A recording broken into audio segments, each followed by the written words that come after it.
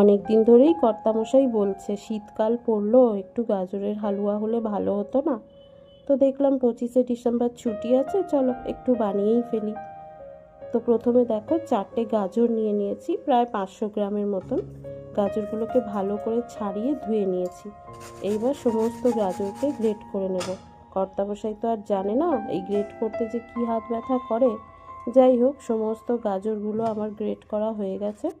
আর সঙ্গে নিয়েছি দেখো কাজু কিশমিশ, 3টে এলাচ আর ঘি।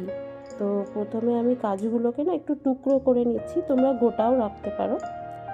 তো এবার কড়াই অল্প ঘি দিয়ে কাজু কিশমিশগুলোকে প্রথমে একটু হালকা ভাজা ভাজা করে তুলে রেখে দেবো।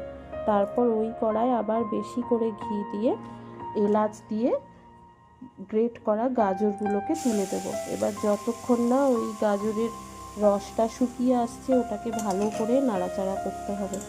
তো আস্তে আস্তে নাড়াচাড়া করলে গাজরের রঙও পাল্টাবে আর রসটাও শুকিয়ে আসবে।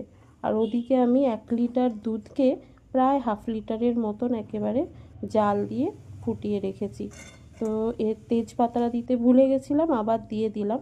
তো দেখো কতখানি গাজর কতটুকু হয়ে গেছে রসটা শুকিয়ে শুকিয়ে। এইবার ওটার মধ্যে দিয়ে দেবো আমি ফুটিয়ে রাখা দুধটা।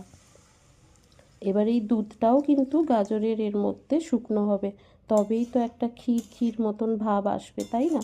তো যখন এটা হালকা শুকনো শুকনো হয়ে আসবে, তখন এতে দিয়ে দেব পরিমাণ মতন মিষ্টি, আর সঙ্গে হচ্ছে ওই কাজু কিশমিশটা।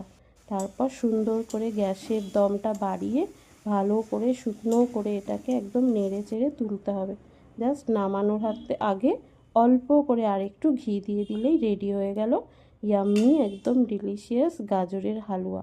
তো কারা কারা কীভাবে গাজরের হালুয়া বানাও আমাকে কিন্তু চটপট জানিও, আর আমারটা কেমন হয়েছে সেটাও জানিও।